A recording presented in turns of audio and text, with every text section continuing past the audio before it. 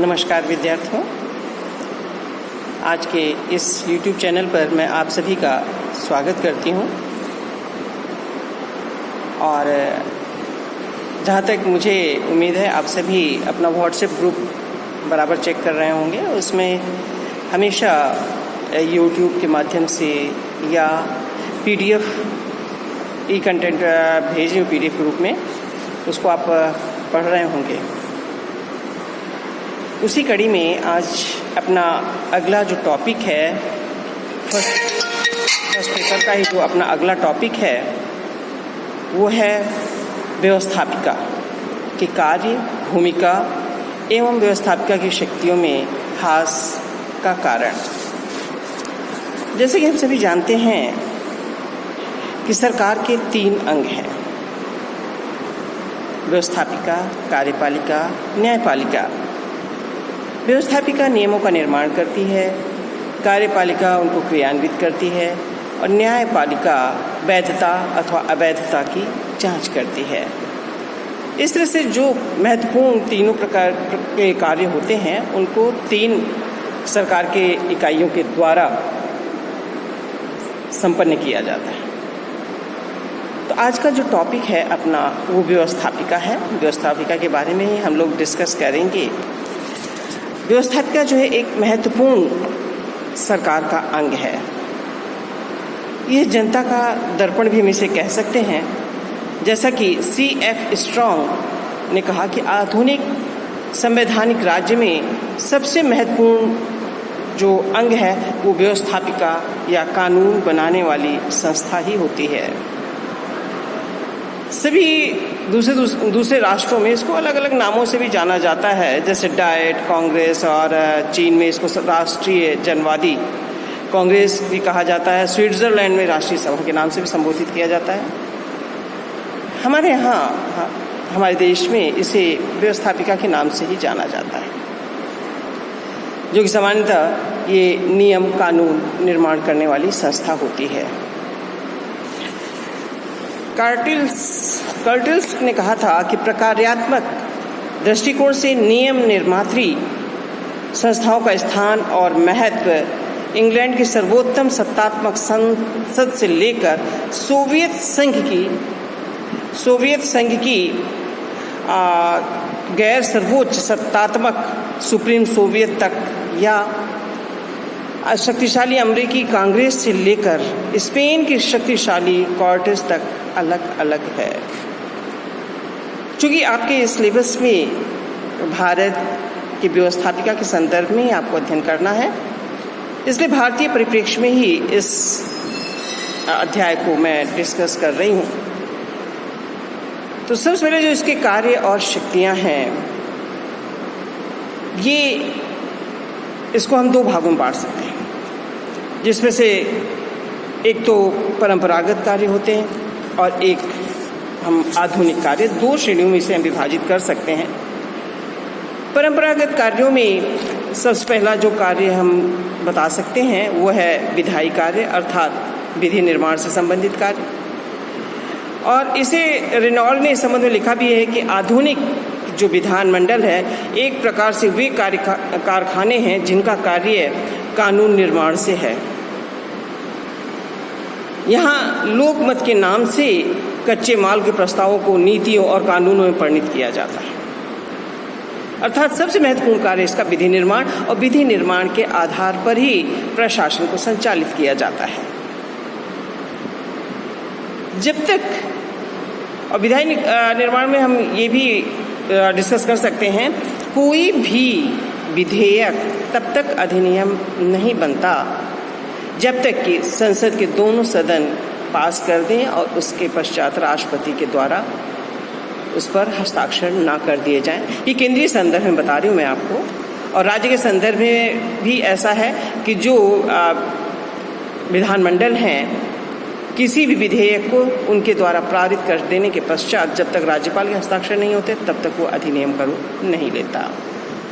और अधिनियम बन जाने के पश्चात सरकारों का कार्य उन्हें लागू करने का होता है, अर्थात कार्यपालिका का कार्य वहाँ पर शुरू हो जाता है, क्रियान्विति से संबंधित। इसलिए कहते हैं कि कोई भी विधेयक तब तक कानून नहीं बन सकता जब तक कि विधायिका के द्वारा उसे पास करके और राष्ट्रपति या अथवा राज्यपाल के द्वारा उस पर हस्ताक्षर ना हो जाए। विधायी कार्य के बाद हम दूसरा जो पारंपरिक कार्यों में हम अध्ययन करते हैं वह है वित्तीय कार्य। व्यवस्थापिका राष्ट्रीय अर्थव्यवस्था का नियंत्रण एवं नियमन करती है। प्रति वर्ष अनुमानित आय और व्यय की स्वीकृति प्रदान करती है। हमारा प्रशासन बिना बजट स्वीकृति के एक भी पैसा खर्च करने में के लिए सक्षम नहीं है। बिना बजट की स्वीकृति के कुछ भी कार्य नहीं हो सकता। न तो नए कर लगाए जा सकते हैं और न पुरानी करों के अनुपात में किसी भी प्रकार की कमी या बढ़ोतरी की जा सकती है और न ही कोई कर समाप्त किया जा सकता है। एलन बालेन ने अपने शब्दों में कहा है, किसी भी विधायिका के पास सरकार का खर्च के लिए धन देने का जो अधिकार होता है वह ऐसा परंपरागत हथियार होता है जिससे विधायिका सरकार की नीतियों पर कुछ नियंत्रण लगाने में समर्थ होती है। इन पारंपरिक कार्यों में तीसरा कार्य कार्यपालिका पे नियंत्रण के संबंध में है। विधायिका कार्यपालिका पर नियंत्रण करती है। संसदीय शासन वाले देशों में तो कार्यपालिका पूरी तरह विधायिका पर ही निर्भर होती है। जैसे कार्यपालिका विधायक के प्रति जवाबदेह होती है और विधायिका कभी भी अविश्वास प्रस्ताव पारित करके मंत्रिमंडल को भंग कर सकती है। तो इस तरह हमारे भारतीय व्यवस्था में ऐसे है कि संसाधन शासन प्रणाली के अंतर्गत अविश्वास प्रस्ताव, निंदा प्रस्ताव, प्रश्नकाल, बजट और सरकार की जो प्रमुख नीतियां हैं उस पर बहस करके वो व्यवस्था पर, सरकार पर अपना नियंत्रण स्थापित करती है। इसी तरह से जो अगला कार्य पारंपरिक कार्य है वो है न्यायिक कार्य। सामान्यतः ये देखा जाए तो विधायिका न्यायिक प्रकृति के कार्य तो नहीं करती है, लेकिन भारत में जैसे संसद महाभियोग द्वारा राष्ट्रपति को हटा सकती है। महाभियोग की जो प्रक्रिया है वो संसद के किसी भी सदन में प्रारंभ की जा सकती है और जब एक सदन प्रस्ताव को पारित कर देता है तो दूसरा सदन महाभियोग के कारणों की जांच करता है। तो इस तरह से हम ये कह सकते हैं कि व्यवस्थापिका अगर देखा जाए तो न्यायिक कार्य नहीं संपन्न करती है। इससे अगला जो कार्य होता है पारंपरिक कार्यों की श्रेणी में जिन्हें हम सम्मिलित करते हैं वो निर्वाचन संबंधित कार्य है। हमारे भारत में भी जो संस्थात्मक शासन व्यवस्था अपनाई गई है वो वहाँ की व्यवस्थापिकाएं भी निर्वाचन के संबंध में महत्वपूर्ण भूमिका का निर्वहन करती हैं। राष्ट्रपति का निर्वाचन इन्हीं विधायिकाओं के द्वारा ही जनता के चुने प्रतिनिधियों के माध्यम से ही किया जाता है। कई देशों में तो विधायिकाएं प्रधानमंत्री उसके मंत्रियों का भी चुनाव का अनुमोदन करती हैं, लेकिन भारत में ऐसी व्यवस्थाएं नहीं हैं। यहाँ राष्ट्रपति के चुनाव में ये महत्वपूर्ण भूमिका का निर्वाह इनके द्वारा किया जाता है और इनके पारंपरिक कार्यों में ही संविधान संशोधन से संबंधित कार्यों को भी हम समझ सकते हैं कि संविधान संशोधन में भी इन्हीं व्यवस्थापिकाओं के निर्वाचित सदस्यों के द्वारा संशोधन प्रक्रिया संचालित की जाती है। तो ये तो हमने पढ़ा इनके व्यवस्थापिका के जो पारंपरिक कार्य हैं। अब हम इसके दूसरे बिंदु जो कि आधुनिक कार्य हैं उनके बारे में डिस्कस करेंगे। इसे भी हम बिंदुवार आपको समझाने का प्रयास करेंगे जिससे कि आपको अच्छी तरह से समझ में आ जाए। तो पहला इसका जो कार्य है वो है औचित्यीकरण या वैधता प्रदान करने का कार्य।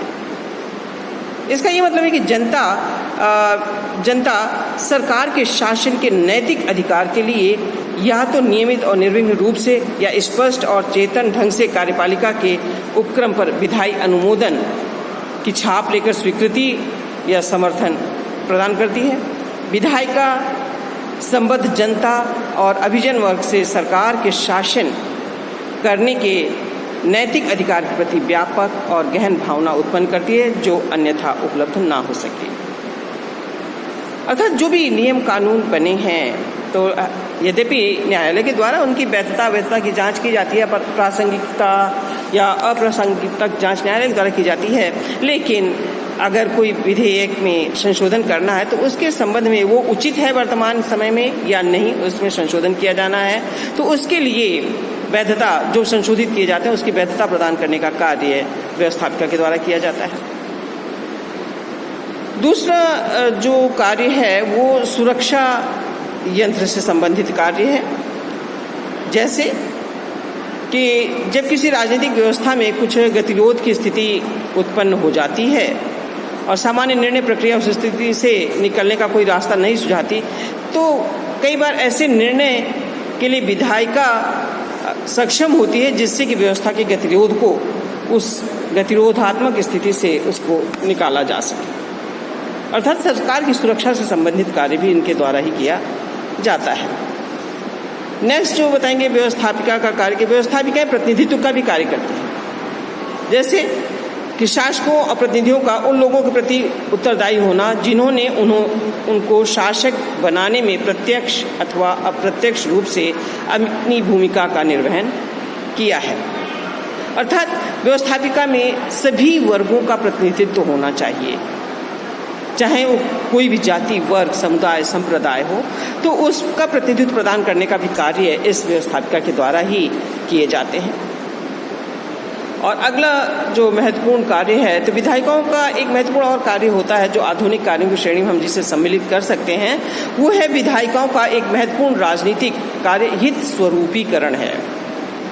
अर्थात राजनीतिक व्यवस्था से बहुत सारे लोगों की हित साधना भी होती है और ये विधायिकाएं उन हितों को पूरा करके उन सांप्रदायिक दलों, जाति समूहों, वर्ग विशेषों जो हैं उनकी सहायता प्रदान करती है, उनके उद्देश्यों को प्राप्त करने में भी उनकी सहायता प्रदान करती है। अगले जो इसके कार्य आते हैं वो है पर्यवेक्षण, छानबीन और निगरानी संबंधित कार्य। अर्थात इसके अलावा ये देखते हैं कि जो भी कार्य किए जा रहे हैं सरकार के द्वारा उनका समय समय पर पर्यवेक्षण करना, उनकी निगरानी करना और विभिन्न समितियों के माध्यम से, जिससे ये देखा जा सके कि कार्य जो भी निर्धारित किए गए थे, जो भी नीतियां या कानून निर्धारित की गई थी, उनका क्रियान्वयन उचित रूप से हो रहा है अथवा नहीं हो रहा है। तो उससे संबंधित कार्यों का भी इनके द्वारा अपनी महत्वपूर्ण भूमिका के निर्वहन में किया जाता है। अब वर्तमान समय में हमारे भारतीय परिप्रेक्ष्य में एक समस्या आ रही है जिसमें कि देखा जा रहा है कि व्यवस्थापिका की जो शक्तियां हैं, विधायिका की जो शक्तियां हैं, उसमें पतन हो रहा है। विधायिका शक्तियों के दूसरे शब्दों में कह सकते हैं अवनति हो रही है। इसका क्वेश्चन इस प्रकार से आता है कि विधायिका के अवनति अथवा पतन के कारण लिखिए। तो उसमें कुछ बिंदु हैं, उन बिंदुओं के माध्यम से अपने उत्तर आप देने का प्रयास करेंगे। जैसे सबसे पहला ये है कि वर्तमान समय में ये देखा जाता है कि कार्यपालिका के कार्यों में बहुत ज़्यादा वृद्धि हो गई है। वृद्धि इसलिए हुई है कि जो जनप्रतिनिधि हैं, जो व्यवस्थापिका के सदस्य हैं, वो अपने अपने निर्वाचन क्षेत्रों में बहुत अधिक व्यस्त रहते हैं। तो जो भी कार्यपालिका, जो स्थायी प्रशासन है, उसके द्वारा जो भी नीतियों के प्रारूप अथवा विधेयकों के प्रारूप निश्चित कर दिए जाते हैं और उसे विधायिका के समक्ष जब प्रस्तुत किया जाता है तो वो उसे स्वीकृति प्रदान कर देते हैं। और जो भी कार्य होते हैं उसके लिए व्यवस्थापिका भी कार्यपालिका की ओर देखती है, क्योंकि अप्रत्यक्ष रूप से कार्यपालिका के द्वारा ही, क्योंकि उसमें योग्यता और विभिन्न प्रकार की प्रतियोगी परीक्षाओं के माध्यम से चयनित प्रशासनिक वर्ग होता है, वो अपने कार्यों में भी लंबे समय से लगे हुए होते हैं, तो उन्हें अपने कार्य का अनुभव होता है और उस अनुभव के आधार पर ही वो नीतियों, योजनाओं और विभिन्न प्रकार की परियोजनाओं का निर्माण करते हैं। तो किसी भी कार्य के लिए विधायिका कार्यपालिका की ओर ही देखती है। तो इसलिए कहते हैं कि कार्यपालिका के कार्यों में भारत देश में वर्तमान में बहुत अधिक वृद्धि हो चुकी है। तो इसमें कार्यपालिका अधिक महत्वपूर्ण हो ही जाती है। दूसरा जो बिंदु आता है इससे संबंधित वो है प्रदत्त व्यवस्थापन। वर्तमान समय में ये देखने में आया है कि जो भी जनप्रतिनिधि हैं वो अपने अपने निर्वाचन क्षेत्रों में अधिक व्यस्त रहते हैं। और अधिक व्यस्त रहने के लिए विधेयकों के जो मोटे प्रारूप होते हैं उनकी स्वीकृति तो विधायिका के द्वारा प्रदान कर दी जाती है, लेकिन उसके पश्चात उसके आधार पर नियमों, विनियमों, उपनियमों का जो निर्माण करने की शक्तियां हैं वो सभी प्रदत्त व्यवस्थापन के अंतर्गत कार्यपालिका को प्रदान कर दी जाती है। इसलिए भी कार्यपालिका की शक्तियों में वृद्धि हो जाती है और व्यवस्थापक शक्तियों में पतन होता है। नेक्स्ट ये कह सकती हूँ कि रेडियो और टेलीविज़न के माध्यम से भी व्यवस्थापक शक्तियों में ह्रास होता है, क्योंकि जब भी होता है दूरदर्शन से या रेडियो के माध्यम से जो भी संदेश प्रसारित किए जाते हैं वो कार्यपालिका के सदस्यों के द्वारा ही, जनप्रतिनिधियों के द्वारा ही संदेश प्रसारित किए जाते हैं, तो उन्हीं के बारे में जनता उनको ज़्यादा सुनती है। उसे ये नहीं पता होता, जनता को ये नहीं पता होता कि प्रत्यक्ष रूप से वैसे अप्रत्यक्ष रूप से किसने काम किया है, वो तो उन्हीं को जानती है जिनके बारे में वो समझती है, देखती है, सुनती है। दूसरी जो है नेक्स्ट जो इसका बिंदु है वो है विशेषज्ञों की परिषदों व समितियों का विकास। तो विभिन्न प्रकार के कार्यों को संपन्न करने के लिए विशेषज्ञों की समिति बना दी जाती है और इन समितियों के माध्यम से ही कार्य किया जाता है, तो वहाँ पर भी ये व्यवस्थापिकाएं नगण्य सी हो जाती हैं। नेक्स्ट जो अगली भूमिका बताते हैं जो पतन का कारण है व्यवस्थापिका की शक्तियों का, वो है सेनाओं पर कार्यपालिका का नियंत्रण। इसका तात्पर्य यहाँ पर यह है कि जो चाहे जल, थल, नभ सेना जो भी हैं उन पर कार्यपालिका का भी नियंत्रण पाया जाता है। जैसे राज्य का मुख्य कार्यपालक ही सर्वोच्च सेनापति होता है और वह करीब करीब पूर्ण स्वतंत्र भी होता है। इस कार्य व्यवस्थापिका कुछ कर ही नहीं सकती है। युद्ध और सैनिक संकटों की मुठभेड़ों में कार्यपालिका सर्वेसर्वा हो जाती है। ऐसी परिस्थिति में तुरंत निर्णय की आवश्यकता होती है। इसलिए कहा जाता है कि कार्यपालिका जो है सेनाओं के संचालन में भी महत्वपूर्ण प्रभावी भूमिका निर्वहित करती है, इसलिए उसका महत्व बढ़ता है और व्यवस्थापिका की शक्तियों का ह्रास होता है। अगला बिंदु विदेशी संबंधों के विषय में है, जिसमें कि मुख्य कार्यपालिका विदेशी संबंधों के संचालन में महत्वपूर्ण होती है, शक्तिशाली होती है और महत्वपूर्ण भूमिका का निर्वाह करती है। और दलगत राजनीति भी अगर देखें तो चूंकि जिसकी सरकार होती है वही जनता के समक्ष आती है, तो ऐसे में जो हमारी जनता है वो कार्यपालिका से अधिक जुड़ी हुई होती है। उसके कार्यों और योजनाएं जो क्रियान्वित की जाती हैं वो कार्यपालिका के द्वारा ही की जाती हैं, इसलिए कार्यपालिका अधिक प्रभावी हो जाती है और व्यवस्थापिका की जो शक्तियां हैं वो शनय शनय कम होती चली जाती हैं।